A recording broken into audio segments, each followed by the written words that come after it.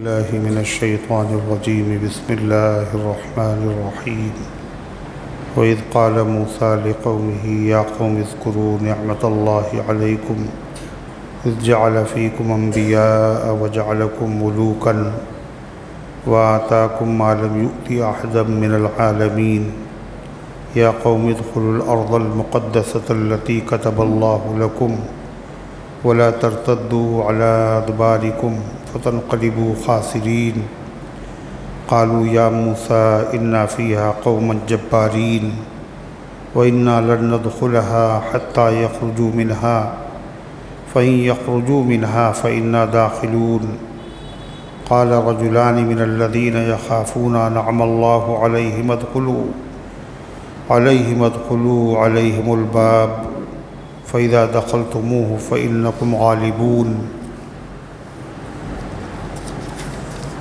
وعلى الله فتوكلوا إن كنتم مؤمنين قالوا يا موسى إنا لن ندخلها أبدا ما داموا فيها فاذهب أنت وربك فقاتلا إنا هاهنا قاعدون قال ربي إني لا أملك إلا نفسي وأخي فافرق بيننا وبين القوم الفاسقين قال فإنها محرمة عليهم 40 سنة يتيهون في الأرض فلا تأس على القوم الفاسقين واتل عليهم نبأ ابني آدم بالحق إذ قربا قربانا فتقبل من أحدهما ولم يتقبل من الآخر قال لا أقتلنك قال إنما يتقبل الله من المتقين لئن بسطت إلي يدك لتقتلني ما أنا بباسط يدي إليك ليقتلك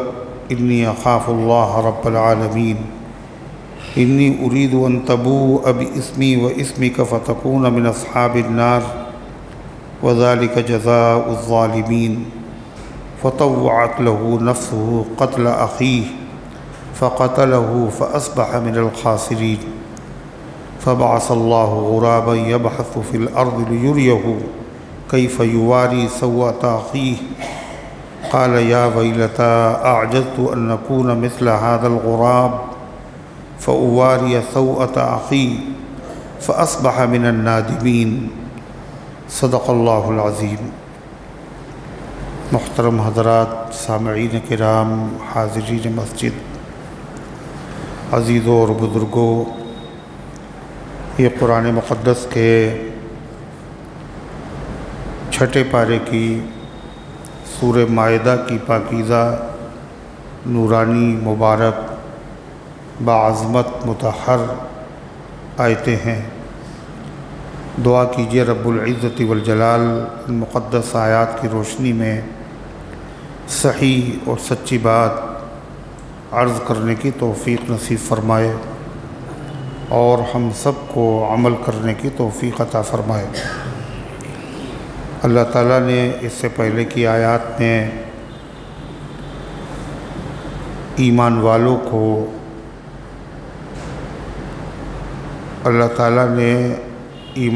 کو عہد دلایا، عہد یاد دلایا کہ جو تم وعدہ کرو، عہد کرو، اس کو پورا کرو، اور پھر یہ بتایا کہ بنی اسرائیل سے اللہ تعالیٰ نے بہت سے عہد لیے تھے، مگر ان لوگوں نے وہ عہد توڑ ڈالے اور اس کی سزائیں ان کو بھگتنا پڑیں۔ ان آیتوں میں بھی اللہ نے ایک عہد کا ذکر کیا ہے جس میں وہ لوگ پورے نہیں اترے، انہوں نے اس کی خلاف ورزی کی، عہد کو توڑ ڈالا، اس کے نتیجے میں اللہ نے دنیا میں ان کو سزا دی۔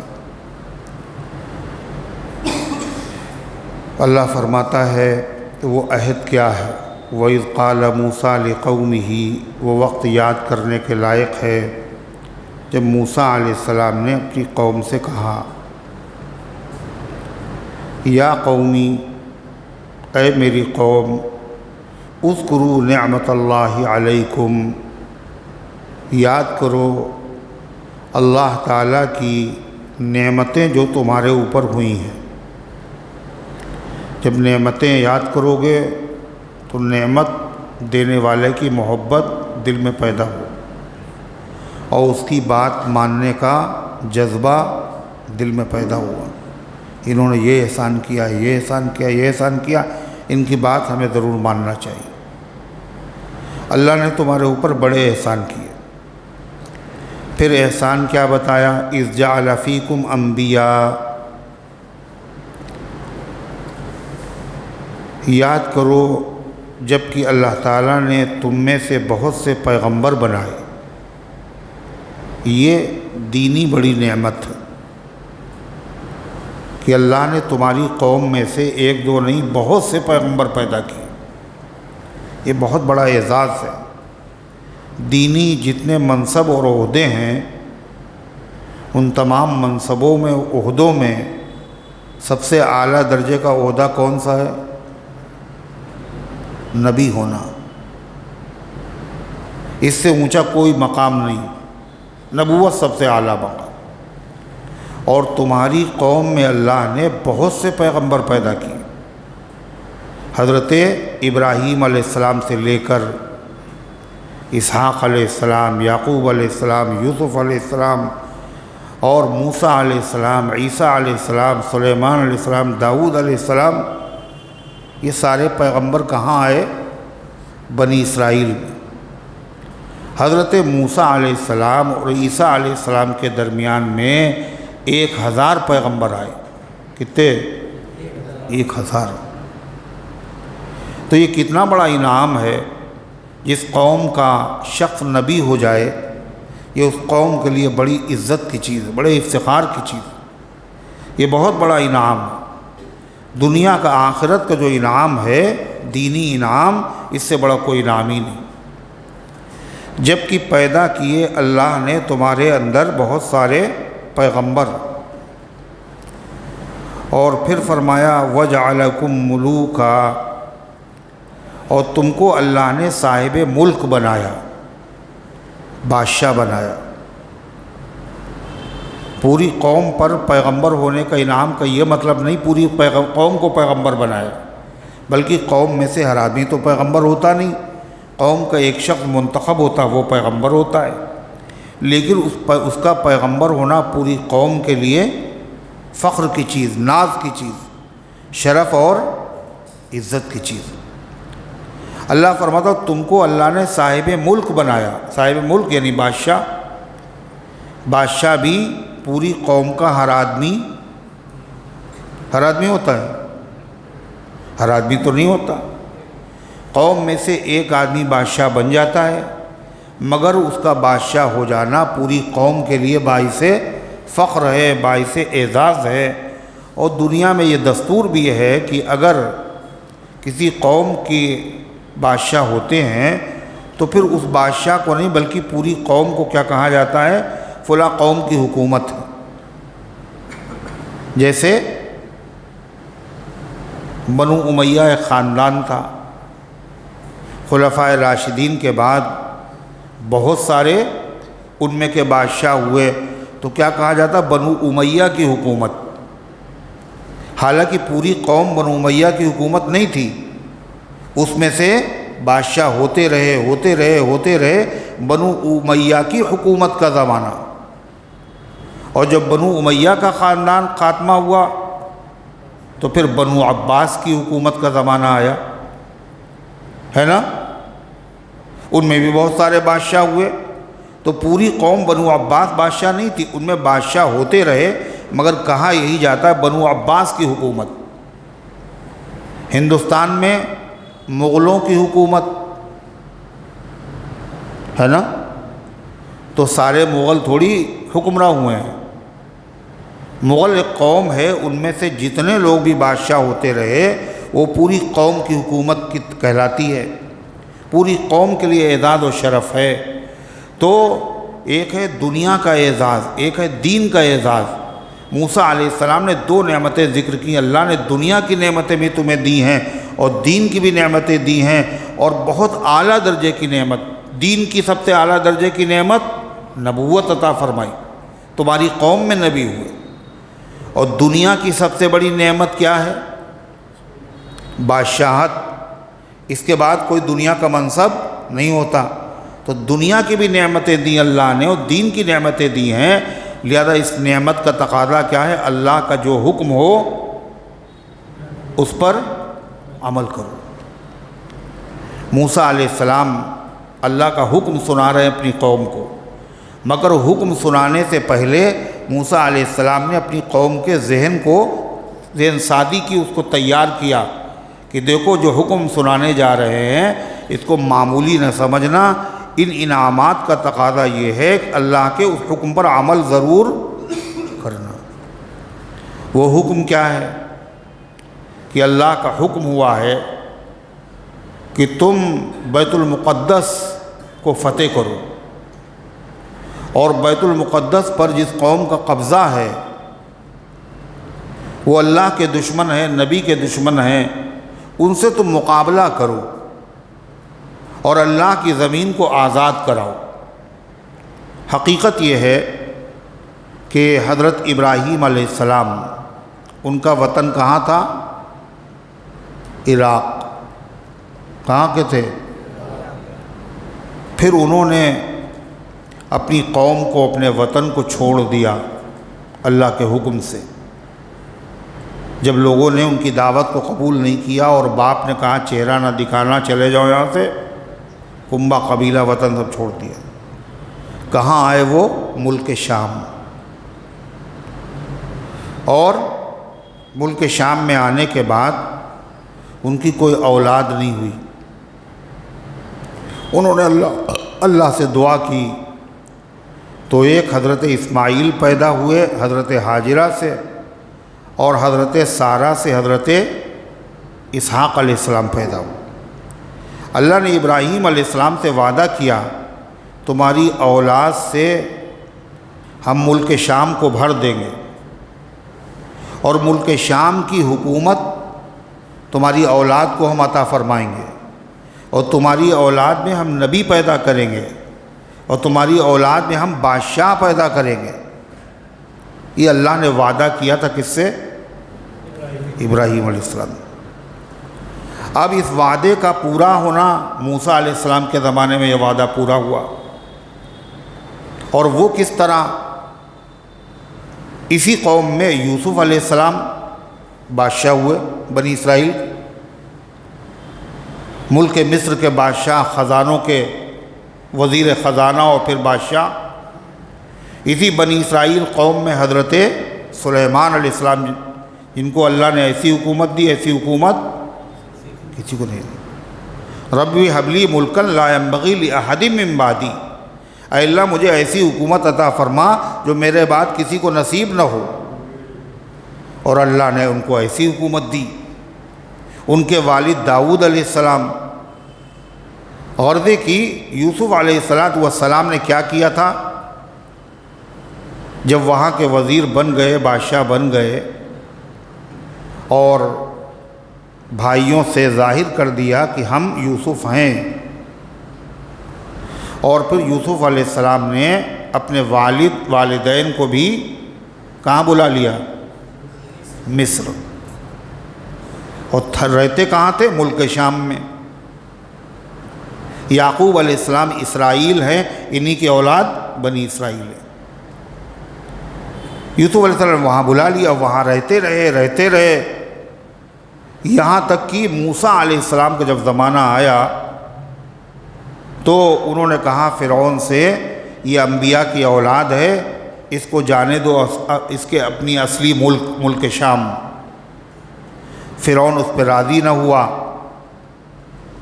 اس وقت موسیٰ علیہ السلام بنی اسرائیل کو لے کے نکلے تو ان کی تعداد 6 لاکھ تھی۔ کتنی؟ 6 لاکھ۔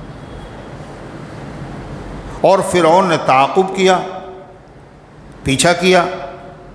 اللہ نے فرعونیوں کو ڈبو دیا اور بنی اسرائیل کو نجات عطا فرمائی، اور بنی اسرائیل کو اللہ تعالیٰ نے ملک مصر کا کیا بنا دیا؟ بادشاہ بنا دیا۔ یہاں سے اقتدار شروع ہو گیا بنی اسرائیل کا، ملک مصر پر قبضہ، خزانوں پر قبضہ، اور ظالم قوم کا اللہ نے تختہ پلٹ کے رکھ دیا۔ جب وہاں سے نکلے موسیٰ علیہ السلام بنی اسرائیل کے ساتھ تو اللہ تعالیٰ نے فرمایا ان سے کہو ملک مصر پہ تو حکومت ہو گئی، تمہارا اصلی جو وطن ہے ملک شام، وہاں کسی اور قوم نے قبضہ کر رکھا ہے، چلو اس قوم سے مقابلہ کرو اور اس ارض مقدس جس کا وعدہ ابراہیم علیہ السلام سے اللہ نے کیا تھا، اللہ وہ بھی تمہیں دلا دے گا، چلو مقابلے کے لیے، جہاد کے لیے۔ وہاں جو قوم آباد تھی اس کا نام تھا قوم عمالقہ، قوم عمالقہ۔ موسیٰ علیہ السلام نے اپنی قوم کو اللہ کا یہ حکم سنایا کہ قوم عمالقہ سے جہاد کرو، اپنا وطن حاصل کرو، ملک شام کی حکومت اللہ تعالیٰ تمہیں عطا فرمائے گا، تمہارے جد امجد ابراہیم علیہ السلام سے اللہ نے وعدہ کیا تھا۔ یہ حکم سنانے سے پہلے موسیٰ علیہ السلام نے ان کو کیا یاد دلایا؟ اللہ کی نعمتیں یاد دلائیں۔ دنیا کی بھی نعمتیں اللہ نے دی ہیں، آخرت کی بھی نعمتیں دی ہیں، اس مالک کا یہ حکم ہے، لہذا اس حکم پر عمل کرو۔ کیا کہا؟ فرمایا اللہ نے تمہارے اندر بہت سے پیغمبر بنائے اور تم کو صاحب ملک بنایا، اور کیا کہا؟ وَآتَاكُم مَّا لَمْ يُؤْتِ أَحَدًا مِّنَ الْعَالَمِينَ، اور اللہ نے تمہیں وہ نعمتیں دی ہیں جو دنیا میں کسی کو نہیں عطا فرمائی۔ کس نے کہا؟ موسیٰ علیہ السلام۔ کس سے کہا؟ اپنی قوم بنی اسرائیل۔ وہ نعمتیں اللہ نے تمہیں دی ہیں جو کسی امت کسی قوم کو نہیں عطا فرمائیں۔ اب یہاں آدمی کے ذہن میں فوراً سوال آئے گا کہ موسیٰ علیہ السلام کی امت سے زیادہ نعمتیں اللہ نے محمد الرسول اللہ صلی اللہ علیہ وسلم کی امت کو عطا فرمائیں، اور موسیٰ علیہ السلام کہہ رہے ہیں اللہ نے تمہیں وہ نعمتیں دی ہیں جو کسی کو نہیں دی۔ تو یہ دو باتیں تو الگ الگ ہو گئی۔ قرآن ہی میں ہے کنتم خیر امت اخرجت للناس، تم بہترین امت، یہ اللہ کے نبی کی آخری امت۔ تو اس آیت کا مطلب یہ ہے موسیٰ علیہ السلام نے جس زمانے میں یہ بات اپنی قوم سے کہی تھی، اس زمانے میں پوری دنیا میں ان کی قوم سے زیادہ اللہ نے نعمتیں کسی کو نہیں دی تھی۔ اس زمانے میں ان کی قوم بنی اسرائیل سے افضل پوری دنیا میں کوئی دوسری قوم نہیں تھی۔ ایک مطلب تو یہ ہوا۔ دوسرا مطلب، اللہ نے تمہیں وہ نعمتیں دی ہیں جو دنیا میں کسی کو نہیں دی۔ بعض نعمتیں ایسی ہیں جو خاص اللہ نے بنی اسرائیل کو، موسیٰ علیہ السلام کو، قوم کو دی تھی، پوری قوم کو، جو کسی کو نہیں دی۔ جیسے ان کے لیے اللہ تعالیٰ نے بادلوں کو چھتری بنا دیا، دھوپ سے پریشان نہ ہو۔ یہ کسی کو حاصل ہوا؟ بولیے۔ اس امت کے بھی بعض افراد ایسے ہیں جن کو اللہ نے یہ نعمت دی ہے، لیکن پوری قوم کو نہیں دی ہے۔ ایک بزرگ نکلے، ایک صاحب، اور ان کے ساتھ میں ایک اور آدمی تھا۔ جیسے دھوپ سے نکلے تو دیکھا ایک بادل کا سایہ آ گیا۔ اب بڑے خوش ہوئے وہ، اور وہ سمجھنے لگے یہ میری وجہ سے ہے، یہ آدمی تو بدعمل ہے اور ہم بڑے پاکیزہ ہیں، تہجد پڑھتے ہیں ہم، تو یہ جو ہے جو بادل کا سایہ اللہ نے کیا ہے یہ میری وجہ سے ہے۔ آگے چل کے راستہ تبدیل ہو گیا، اس آدمی کا راستہ ادھر اور ان کا راستہ ادھر۔ وہ آدمی جو کم علم تھا اور کم عمل تھا، جدھر مڑا بادل بھی ادھر ہی مڑ گیا، یہ کھڑے رہ گئے دھوپ میں۔ اس لیے کسی آدمی کو یہ نہیں سمجھنا چاہیے اللہ اگر تہجد کی توفیق دے دے، نماز کی توفیق دے دے، تلاوت کی توفیق دے دے، ہم سے افضل کوئی بھی نہیں ہے، اور جو تہجد نہیں پڑھتے وہ ہم سب سے گرے ہوئے ہیں۔ کسی کو حقیر مت سمجھو۔ تو یہ نعمت ہوئی نہیں ہوئی، لیکن پوری قوم کے اوپر بادل نے سایہ کیا ہو، ایسا نہیں ہوا۔ اسی طریقے سے اللہ نے ایک نعمت ان کو دی تھی، من و سلوہ، پوری قوم کو۔ آسمان سے ان کی دعوت کی اللہ نے، روزانہ تازہ کھانا آسمانوں سے آتا تھا پوری قوم بنی اسرائیل کے لیے، پکی پکائی روٹیاں، اور جو غیب سے روٹیاں آئیں گی وہ کیسی ہوں گی؟ کون سے تنور میں دنیا میں پکیں گی بتائیے؟ چاہے جتنا ماہر آدمی ہو روٹی پکانے والا، ویسی روٹیاں تو پکانا پائے گا وہ، جو آسمانوں سے آ رہی، کیا مزہ ہوگا ان کا۔ اور کھانے میں کیا؟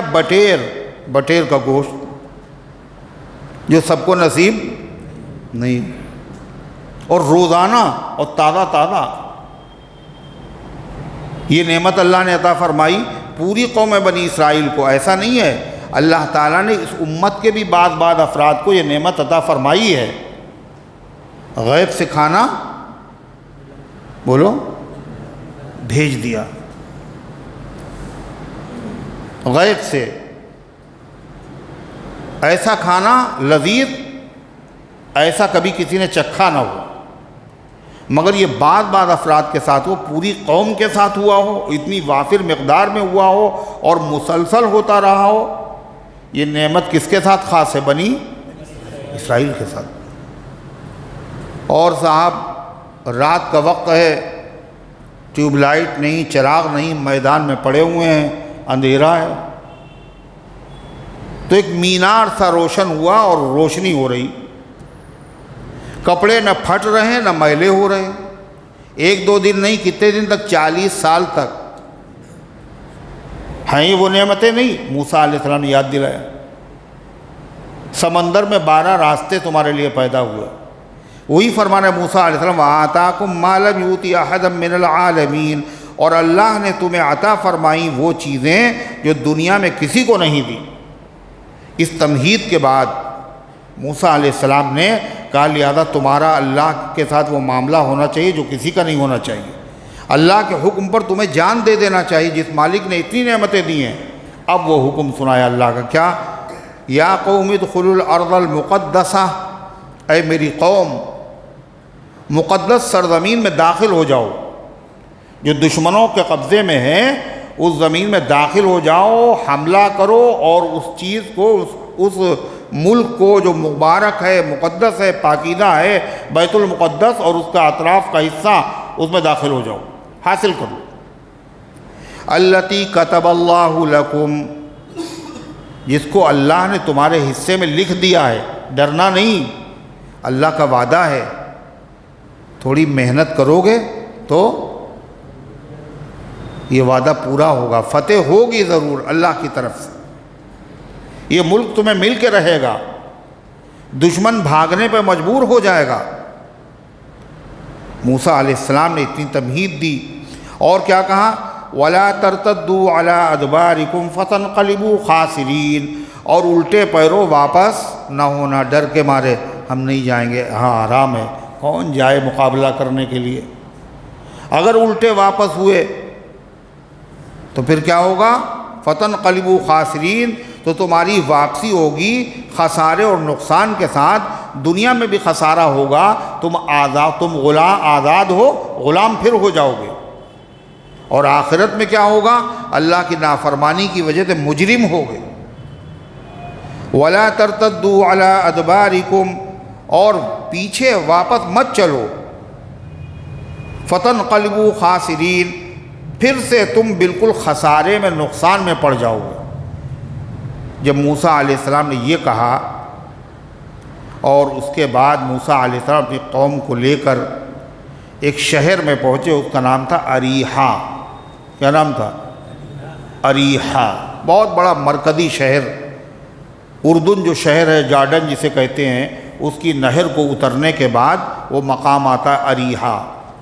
وہاں پہنچ کر موسیٰ علیہ السلام نے پڑاؤ ڈالا اور 12 سردار منتخب کیے، 12 قبیلے تھے نا، 12 سردار، اور ان سے کہا تم جاؤ کہاں؟ دشمن کے ملک میں، اور جاسوس بن کر کے جاؤ، وہاں کے حالات کو، وہاں کی خوبیوں کو، اور وہاں جو قوم رہتی ہے اس کی طاقت و قوت، سب چیز کا اندازہ کر کے واپس آؤ، اور آ کے ہمیں بتانا۔ تو 12 آدمی جب گئے تو وہ قوم بڑی طاقتور تھی، بڑے ڈیل ڈول والے لوگ تھے، یعنی قوم عاد کی بقیہ حصہ وہ لوگ تھے، بڑے لمبے تڑنگے۔ لم یخلق مثلها فی البلاد، اللہ نے ایسی مخلوق پیدا ہی نہیں کی دنیا میں۔ تو ان میں سے ایک باغ میں یہ لوگ پہنچے، وہاں ایک آدمی آ گیا اس قوم کا، اور اس نے ان 12 آدمیوں کو اکیلے گرفتار کر لیا۔ کس کو؟ بنی اسرائیل کے جو 12 تھے، اس اکیلے ایک آدمی نے سب کو گرفتار کر لیا، اور گرفتار کر کے بادشاہ کے سامنے لے جا کے پیش کر دیا۔ اس سے اندازہ لگائیے کتنی طاقتور قوم ہوگی۔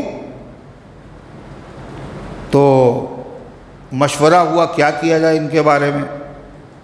کسی نے کہا قتل کر دیا جائے، بادشاہ نے کہا قتل نہیں کیا جائے گا، ان کو ان کی قوم میں واپس بھیج دیا جائے، تاکہ وہ جا کے وہاں بیان کریں کہ بڑی طاقتور قوم ہے، ان سے پنگا لینا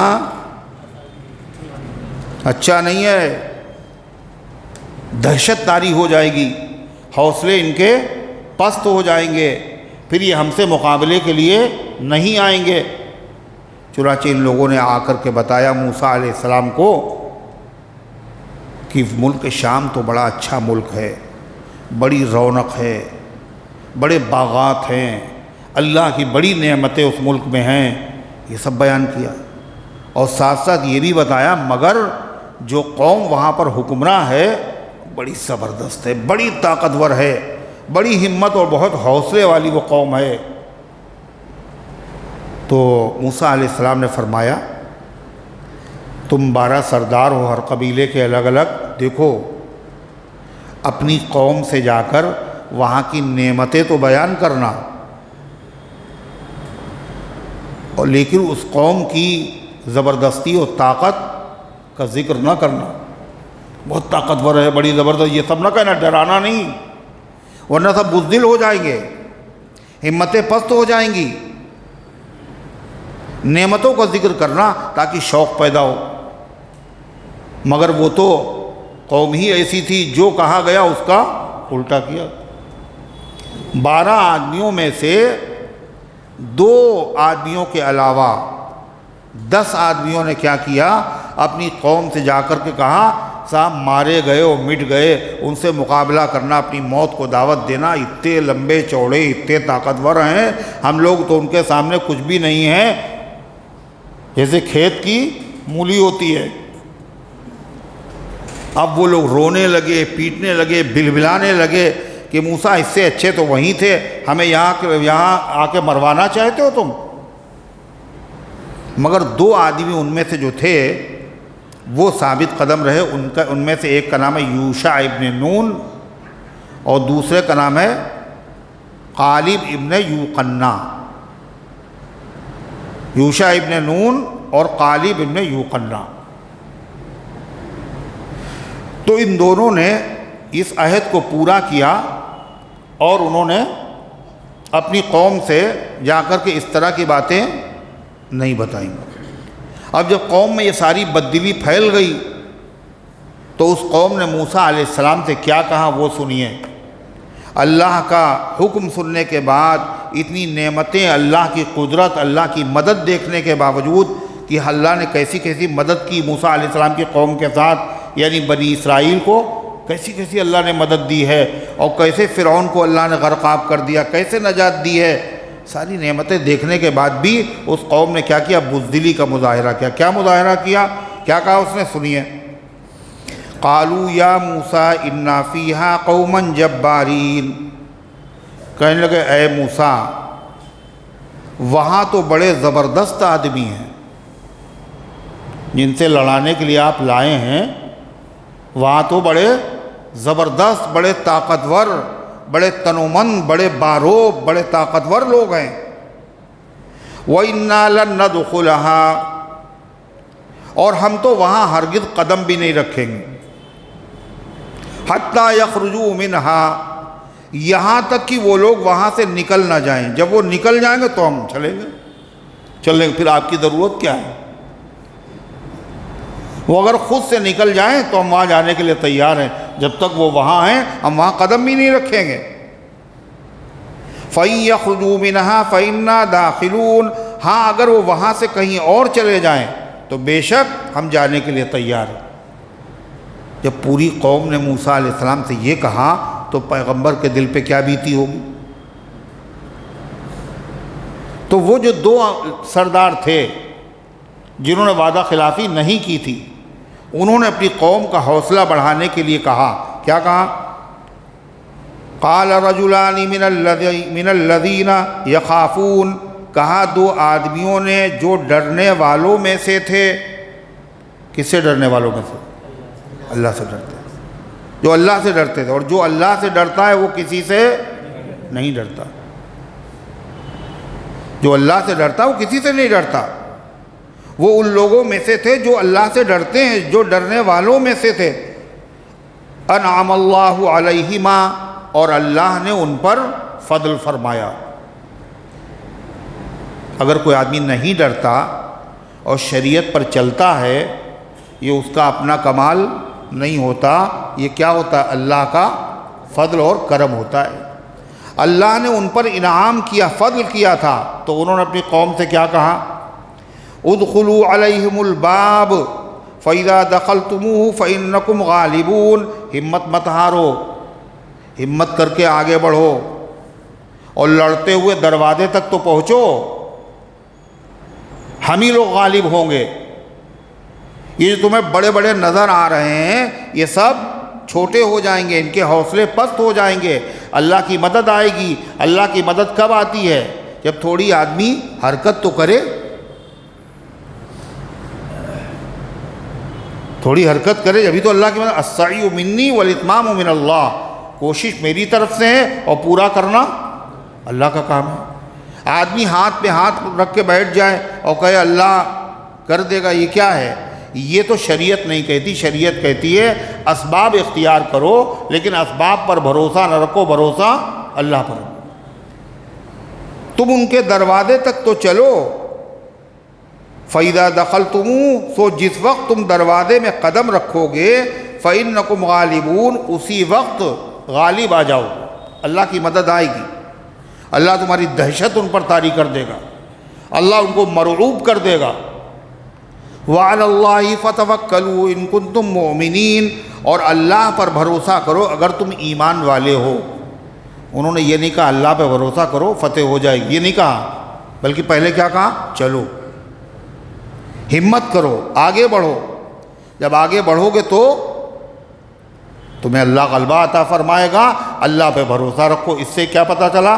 اللہ پر بھروسہ رکھنے کا یہ مطلب نہیں ہے کہ دوا نہیں لیں گے اور اللہ ٹھیک کر دے گا، کھانا نہیں پکائیں گے اور پیٹ بھر جائے گا، شادی نہیں کریں گے اور صاحب اولاد ہو جائیں گے۔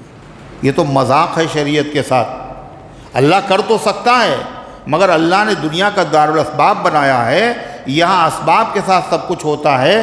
کرنے والی ذات اللہ کی ہے، اسباب کے پردے میں کرتا اللہ ہے، لیکن اسباب تو اختیار کرو۔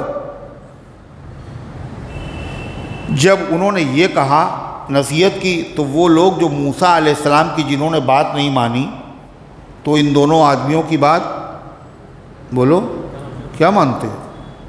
انہوں نے ان کو منہ بھی نہیں لگایا۔ جو ان دو بزرگوں نے تقریر کی، ان بزرگوں کو تقریر سننے میں ان کو تو کوئی جواب ہی نہیں دیا، اور ڈائریکٹ موسیٰ علیہ السلام سے کہا، کیا کہا؟ قالوا یا موسیٰ انا لن ندخلها ابدا ما داموا فیہا، کہنے لگے اے موسیٰ ہم تو ہرگز کبھی بھی وہاں قدم نہیں رکھیں گے، ہم جو بات کہہ چکے وہ کہہ چکے۔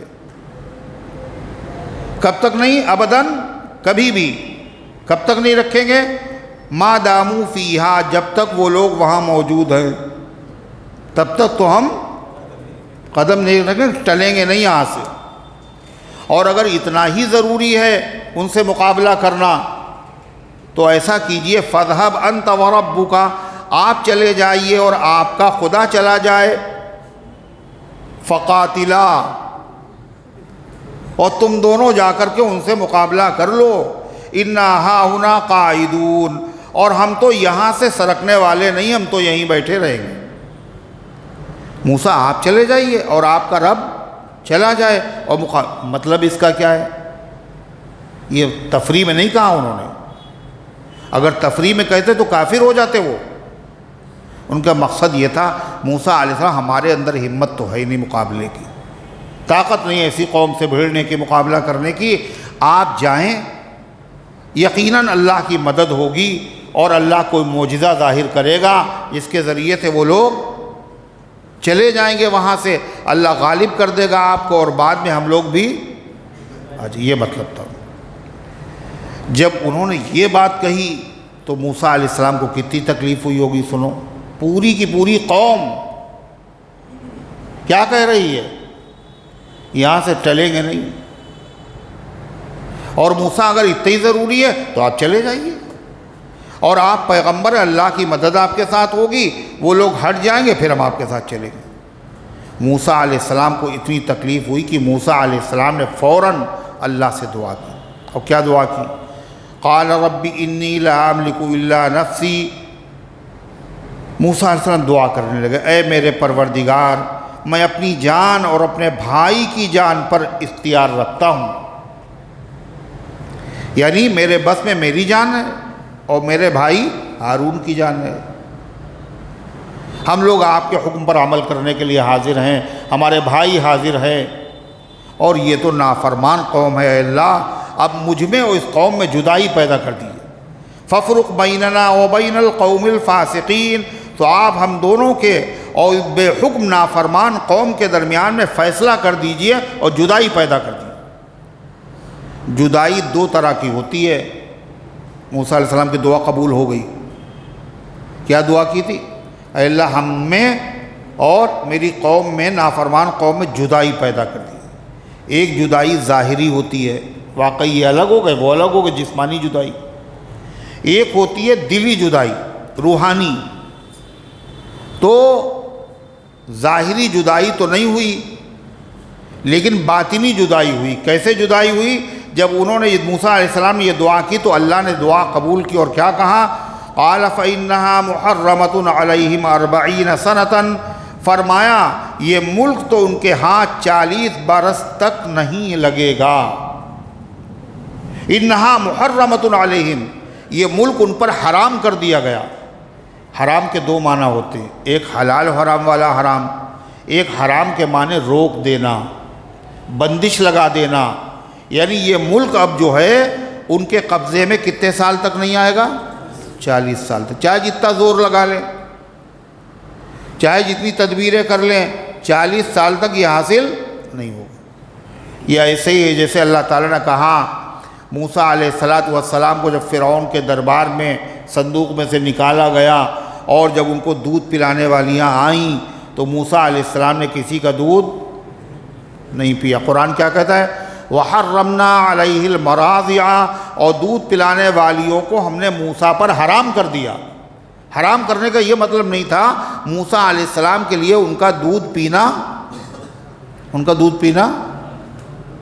حرام تھا، یہ نہیں ہے، مطلب یہ ہے اللہ نے بندش لگا دی کہ موسیٰ علیہ السلام کسی دودھ پلانے والی کے دودھ نہیں پئیں گے، اگر پئیں گے تو صرف اپنی ماں کا پئیں گے۔ تو اللہ تعالیٰ نے کیا فرمایا؟ فَإِنَّهَا مُحَرَّمَةٌ عَلَيْهِمْ، یہ ملک ان کے اوپر حرام کر دیا گیا ہے، کتنے سال کے لیے؟ 40 سال، 40 سال تک۔ یہ سزا ملی کاہے کی؟ نافرمانی کی۔ اور کیا ہے، کیا کہا تھا انہوں نے؟ ہم یہیں بیٹھے رہیں گے۔ اللہ نے کہا پھر یہیں بیٹھے رہو تم۔ یتیہون فی الارض، اور یوں ہی وہ زمین میں سر مارتے رہیں گے 40 سال تک، اور اس میدان سے ان کو نکلنا نصیب نہیں ہوگا۔ جیسا کہا تھا اللہ نے فرمایا ویسے ہی ہوا۔ اس وادی، اس میدان کا نام ہے وادی تیہ۔ تیہ کے معنی سرگرداں، حیران و پریشان۔ 40 سال تک موسیٰ علیہ السلام کی پوری قوم اسی میدان میں سر مارتی رہی، سرگرداں اور پریشان رہی، اور اس میدان سے نکلنا نصیب نہیں ہوا۔ اس سے کیا پتہ چلا؟ اللہ تعالیٰ کسی مجرم کو جب سزا دیتا ہے تو سزا دینے کے لیے اللہ تعالیٰ کو نہ تو گرفتاری کے لیے پولیس والوں کو بھیجنے کی ضرورت ہے، اور نہ سزا کے لیے اللہ تعالیٰ کو پیروں میں بیڑیاں اور ہاتھوں میں ہتھ کڑیاں پہنانے کی ضرورت ہے۔ نہ اللہ تعالیٰ کو سزا دینے کے لیے کسی جیل خانے کی ضرورت ہے۔ وہ میدان ہی کو اللہ نے ان کے لیے جیل خانہ بنا دیا۔ 40 سال تک روز چلتے تھے، صبح سے شام تک، اور جب صبح ہوتی تھی تو جہاں سے چلے تھے وہیں۔ اور میدان کتنا بڑا تھا؟ مفسرین نے لکھا ہے کہ 90 میل لمبائی میں اور 27 میل چوڑائی میں، اور 40 سال چلے آدمی ہے، اور کبھی ختم ہی نہیں ہو پائے گا۔ لوگ یہاں سے حج کرنے پیدل گئے۔ آدم علیہ السلام نے کتنے حج کیے، اور ان لوگوں کو دیکھیے، یہ وہ صاحب اسی میدان کے اندر 40 سال تک رہے۔ اب ظاہر بات ہے اللہ نے ان کو جدا، تو موسیٰ علیہ السلام کیا دعا کی تھی؟ اے اللہ میرے درمیان میں نافرمان قوم کے درمیان جدائی پیدا کر دیجئے۔ اللہ نے ظاہری جدائی نہیں پیدا کی۔ ظاہری جدائی کیسے؟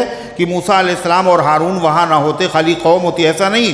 اسی میدان میں جہاں قوم تھی وہیں موسیٰ علیہ السلام بھی تھے، اور وہیں حضرت ہارون بھی تھے، لیکن باطنی اعتبار سے جدائی تھی۔ یہ پوری قوم تو سرگرداں، حیران و پریشان تھی، مگر موسیٰ اور حضرت ہارون دونوں کیا تھے؟ جو پریشان نہ ہو اسے کیا کہتے ہیں؟ مطمئن۔ پریشان ہے، دل پریشان ہے، مضطرب، بے چین ہے، مگر موسیٰ اور ہارون بھی وہیں پر ہیں، مگر ان کے دل میں اطمینان ہے، کوئی مسئلہ ہی نہیں۔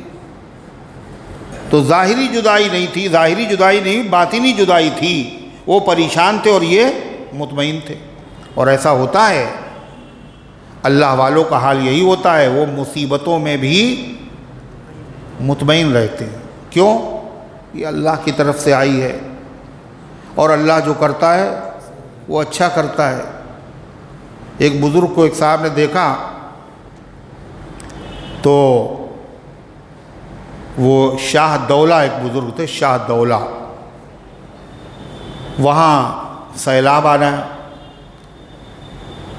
تو لوگوں نے بڑی کوشش کی یہ سیلاب میں بستی ڈوب جائے گی، ان بزرگ سے درخواست کی جائے۔ تو جب ان بزرگ کے پاس گئے، تھوڑی سی بس ایک دیوار ایک باقی تھی، ایک رکاوٹ تھی جو پانی کو روکے ہوئے تھی، گاؤں میں آنے نہیں دے رہی تھی۔ تو ان سے جا کے کہا کہ حضرت دعا کر دیے، تو ڈوبنے کی کگار پہ ہے۔ کہنے اچھا، کہنے پھاوڑا لاؤ۔ اور پھاوڑا جب ان کو مل گیا تو انہوں نے جو پشتا بچا تھا وہ کاٹنا شروع کر۔ کہنے یہ کیا غضب کر رہے ہیں آپ؟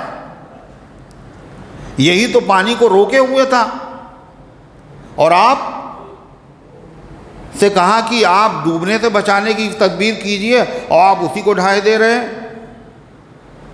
کہنے جدھر مولا ادھر شاہ دولہ، جب اللہ کی یہی مرضی ہے تو میری بھی یہی مرضی ہے۔ اتنا کہا تو کیا ہوا؟ مطلب کوئی فکر ہی نہیں، کوئی مسئلہ ہی نہیں،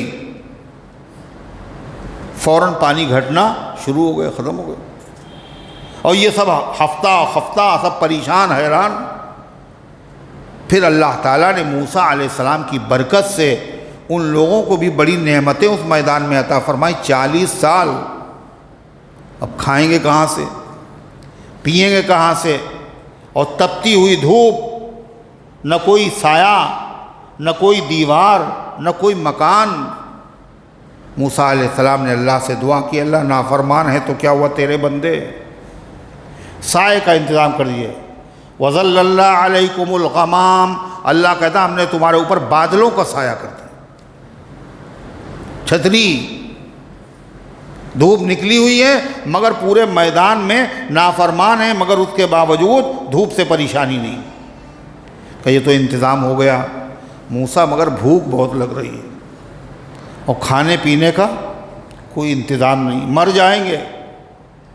موسیٰ علیہ السلام نے اللہ سے دعا کی، اور اللہ تعالیٰ نے ان کے لیے کیا کیا؟ من و سلوہ نازل فرمایا۔ غیبی رزق روزانہ آ رہا ہے۔ وَأَنزَلْنَا عَلَيْكُمُ الْمَنَّ وَالسَّلْوَىٰ، ہم نے تمہارے اوپر من و سلوہ نازل کیا اور کہا یہ پاکیزہ رزق کھاؤ لیکن نافرمانی نہ کرنا،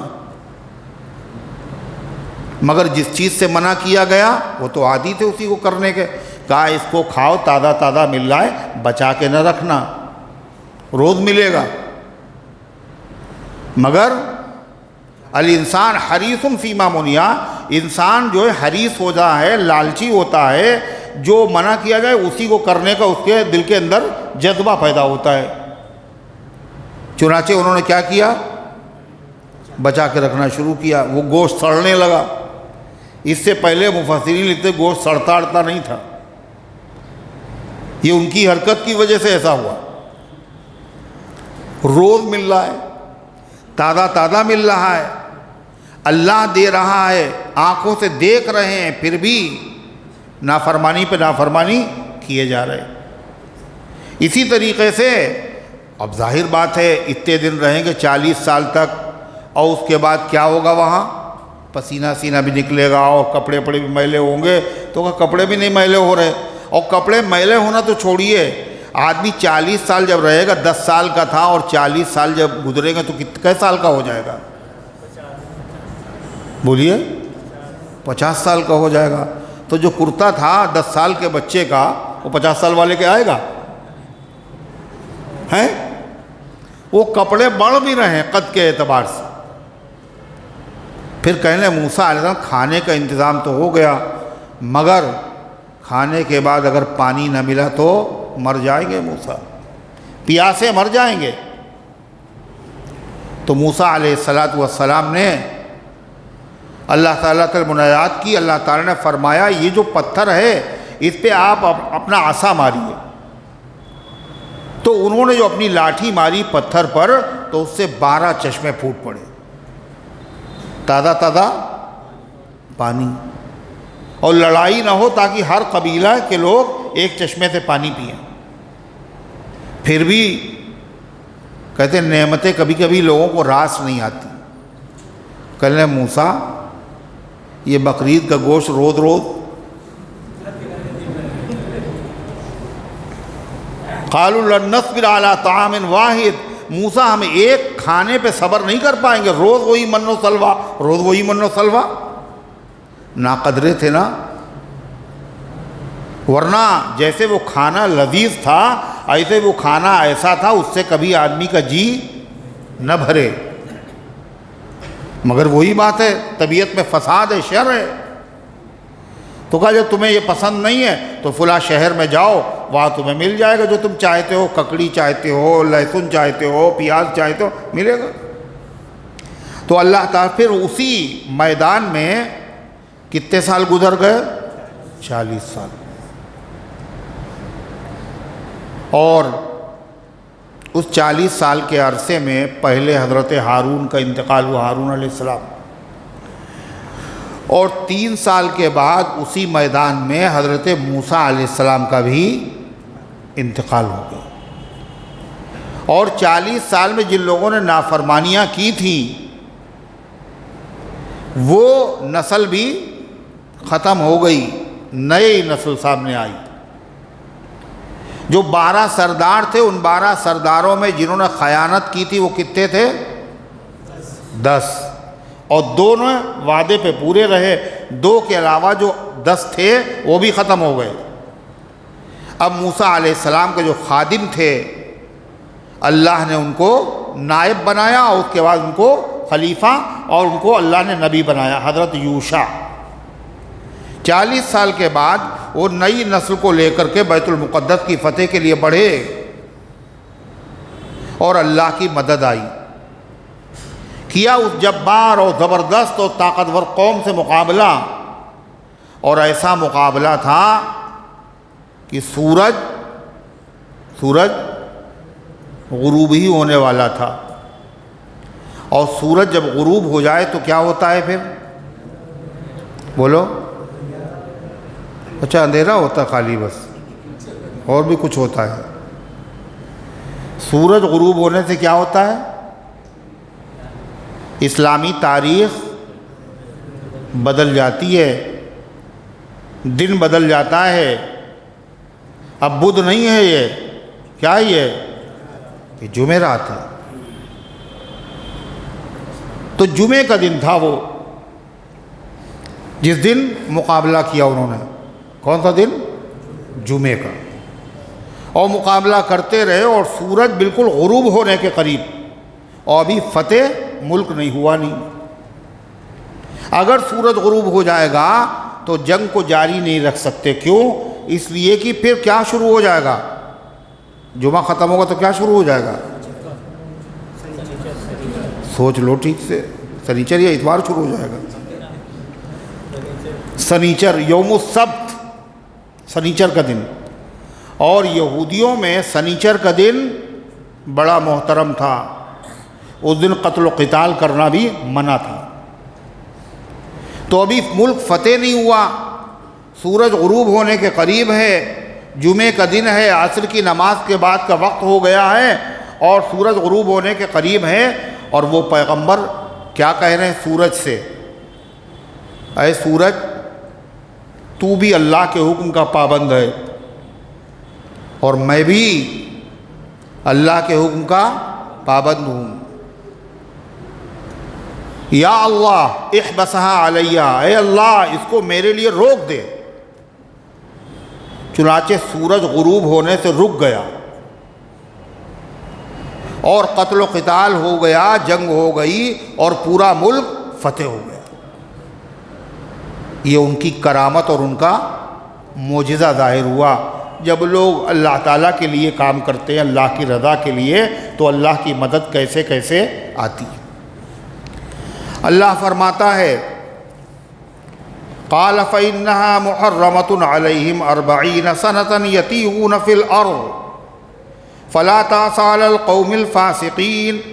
جب اللہ تعالیٰ نے یہ سزا سنائی کہ یہ 40 سال کے لیے ان کے اوپر حرام ہو گیا، تو موسیٰ علیہ السلام کو دکھ ہوا کہ میری قوم ہے 40 سال تک پریشان رہے گی۔ ہم تو سوچ رہے تھے اللہ کوئی اور ہلکی پھلکی سزا دے گا، 40 سال۔ پیغمبر میں شفقت ہوتی ہے امت کے لیے، اتنی سگے ماں باپ کو اولاد سے نہیں ہوتی اتنی شفقت و محبت۔ اللہ تعالیٰ نے موسیٰ علیہ السلام سے کہا موسیٰ یہ بڑی نافرمان قوم ہے، اس پر شفقت کرنے سے کوئی فائدہ نہیں ہے، ان کو جو ہم نے سزا دی ہے یہی ان کے لیے ٹھیک ہے۔ فرمایا فلا تأس علی القوم الفاسقین، آپ اس نافرمان قوم کے اوپر غم نہ کیجیے۔ یہ واقعہ قرآن میں اللہ نے کس کو سنایا؟ بنی اسرائیل کو۔ کس کو؟ کون سے بنی اسرائیل؟ جو قرآن کے نازل ہونے کے زمانے میں موجود تھے، جو آخری پیغمبر محمد الرسول اللہ صلی اللہ علیہ وسلم کے زمانے میں موجود، ان کو سنایا کاہے کے لیے؟ کہ دیکھو تم نے موسیٰ علیہ السلام کا ساتھ نہیں دیا تھا تو اللہ نے تمہیں نعمتوں سے محروم کر دیا تھا، آخری چانس تمہیں دیا جا رہا ہے، آخری موقع۔ اللہ کے سب سے بڑے پیغمبر محمد الرسول اللہ صلی اللہ علیہ وسلم تشریف لائے ہیں، اگر تم نے اس نبی کا ساتھ نہیں دیا تو تمہیں جو دوسری قوموں پر فضیلت حاصل تھی وہ فضیلت تم سے چھین لی جائے گی، نعمتیں تم سے چھین لی جائیں گی، اور ذلت اور رسوائی تمہارا مقدر بنا دیا جائے گا۔ اور جو قوم نبی کا کہنا مانے گی اللہ تعالیٰ یہ نعمتیں تم سے لے کے اس کو عطا فرمائے گا۔ چنانچہ یہی ہوا، یہودیوں نے تو ساتھ دیا نہیں آپ کا، جن صحابہ نے ساتھ دیا اللہ تعالیٰ کی ان کی ساتھ مدد، بولو آئی نہیں آئی؟ مدد آئی، اور کیسے کیسے آئی، اور ساتھ صحابہ نے کیسے دیا؟ اللہ اکبر۔ جب بدر کا میدان تھا تو کتنے تھے صحابہ؟ 313۔ اور گھوڑے کتنے تھے؟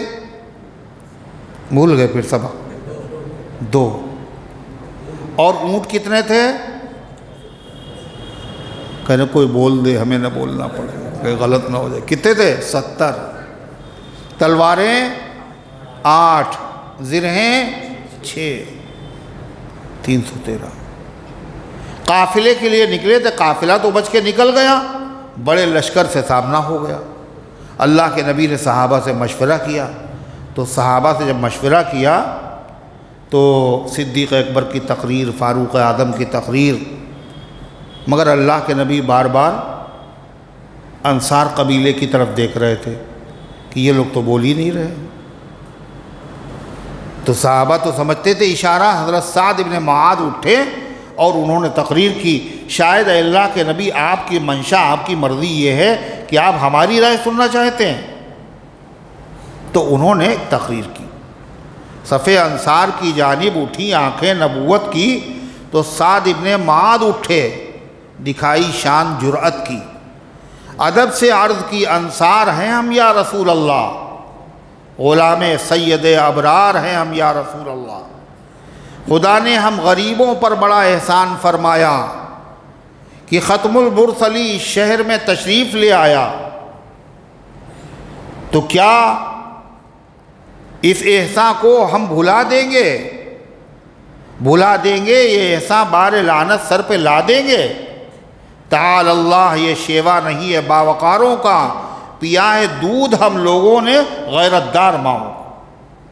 نبی کا حکم ہو تو پھان جائیں ہم سمندر میں، جہاں کو محو کر دیں نعرہ اللہ اکبر میں، یہ سر کٹ کر سوئے پائے محمد لوٹتا جائے، اسی کو موت کہتے ہیں تو ایسی موت آ جائے۔ سعد بن معاذ نے کہا اللہ کے نبی اگر آپ حکم دیں سمندر میں تو ہم میں سے کوئی آدمی ایسا نہیں ہوگا جو سمندر میں پھان جانے سے پیچھے رہ جائے۔ حضرت مقداد ایک صحابی تھے انصاری، وہ بھی کھڑے ہوئے، کہا اللہ کے رسول ہم موسیٰ علیہ السلام کے ساتھیوں کی طرح نہیں ہیں جنہوں نے کہا تھا اذهب انت وربک فقاتلا انا ہاہنا قاعدون، آپ جائیے آپ کا پروردگار جائے اور ہم تو یہیں بیٹھے رہیں گے۔ ہم کہتے ہیں اذهب انت وربک فقاتلا انا معکما مقاتلون، آپ چلیں، اللہ کی مدد آپ کے ساتھ ہو اور ہم آپ کے ساتھ دائیں طرف سے اور بائیں طرف سے اور آگے سے اور پیچھے سے ہر طرح سے مقابلہ کریں۔ نتیجہ کیا ہوا؟ اللہ کی مدد آئی، بدر میں بھی آئی، احد میں بھی آئی، خندق میں بھی آئی۔ مال اسلام نے مانگا تو لگے ڈھیر کے ڈھیر، اور خون اسلام نے مانگا تو سبھی تر نکلے۔ یہ تھے صحابہ کرام رضوان اللہ تعالی علیہم اجمعین۔ اللہ نے وہ نعمت ان کو کیسے دی؟ کہا کنتم خیر امت، تم تمام امتوں میں سب سے بہترین امت ہو، سب سے اعلیٰ نبی اللہ نے عطا فرمایا، سب سے اعلیٰ شریعت عطا فرمائی، سب سے اعلیٰ قبلہ عطا فرمایا، سب سے اعلیٰ کتاب عطا فرمائی۔ اور کتنے سال بنی اسرائیل وہاں رہے میدان میں؟ 40 سال۔ اللہ کے پیغمبر کے ان صحابہ نے اور غلاموں نے 40 سال نہیں، بہت تھوڑی سی مدت میں پوری دنیا میں اسلام کا پرچم لہرا دیا اور پوری دنیا میں اسلام کی دعوت کو پہنچا دیا۔ نتیجہ کیا ہے؟ آپ مقابلہ کیجئے۔ اللہ تعالیٰ نے یہی کہا بنی اسرائیل کو سنا کر کے، موسیٰ علیہ السلام کے ساتھ تمہارے باپ دادا نے غداری کی تھی، معاہدہ توڑا تھا، اللہ نے سزا دی، آخری موقع ہے، آخری پیغمبر ہے، ان کا ساتھ دو گے تو عزت بچے گی اور نہیں دو گے تو ذلیل ہو جاؤ گے۔ اور جو اس نبی کا ساتھ دے گی اللہ تعالیٰ کی رحمت ان کے اوپر نثار ہوگی، اللہ کی مدد ہوگی اور اللہ تعالیٰ ان کو عزت عطا فرمائے گا۔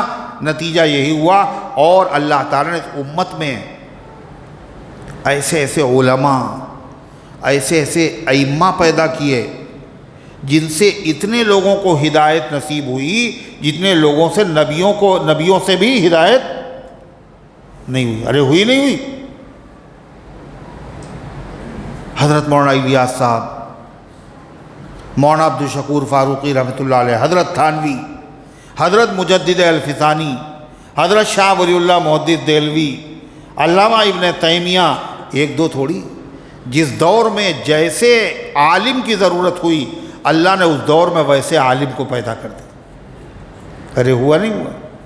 اور یہ سلسلہ ختم نہیں ہوا ہے، دین آخری دین ہے، یہ شریعت آخری شریعت ہے، لہذا یہ دین قیامت تک رہے گا، اور دین کو جیسے جیسے خادموں کی ضرورت ہوگی اللہ ویسے ہی خادم پیدا کرتا رہے گا۔ اللہ تبارک و تعالی ہم سب کو بھی اپنے دین کی خدمت کے لیے قبول فرمائے اور اللہ تعالیٰ یہ سعادت ہم کو نصیب فرمائے۔ دین تو رہے گا، لیکن اگر دین کے خادم رہیں گے تو خادم بھی رہیں گے، دین کو چھوڑ دیں گے تو کیا ہوگا؟ دین رہے گا مگر یہ لوگ دین سے بے وفائی کرنے والے نہیں رہے۔ وَإِن تَتَوَلَّوْا يَسْتَبْدِلْ قَوْمًا غَيْرَكُمْ ثُمَّ لَا يَكُونُوا أَمْثَالَكُمْ۔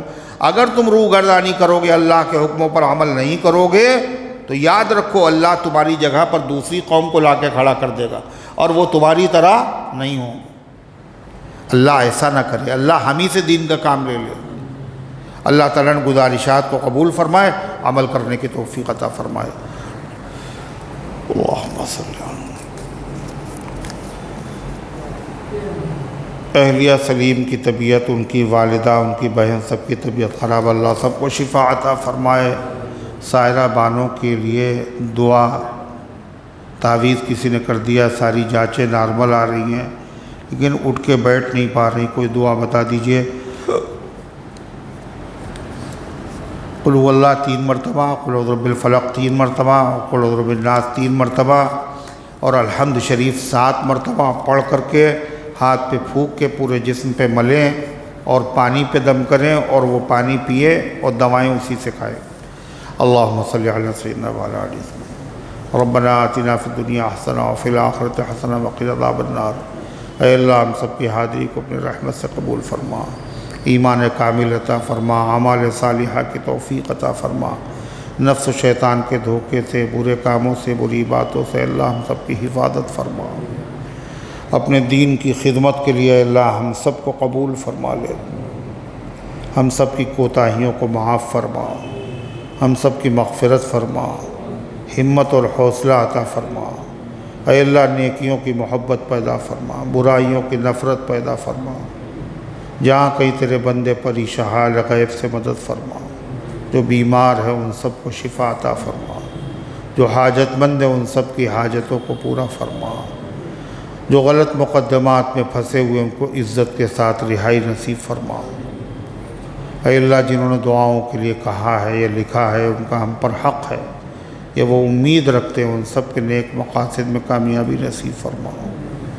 جو دنیا سے جا چکے ان سب کی مغفرت فرما، ہمارے ملک کی، ہمارے وطن کی، ہمارے شہر کی فرقہ پرستوں کی شرارت سے حفاظت فرما، جان کی، مال کی، عزت کی، آبرو کی، مدارس کی، مساجد کی، مراکز اسلامیہ کی، ماں اور بہنوں کی، نوجوانوں کی، بزرگوں کی، اے اللہ سب کی حفاظت فرما۔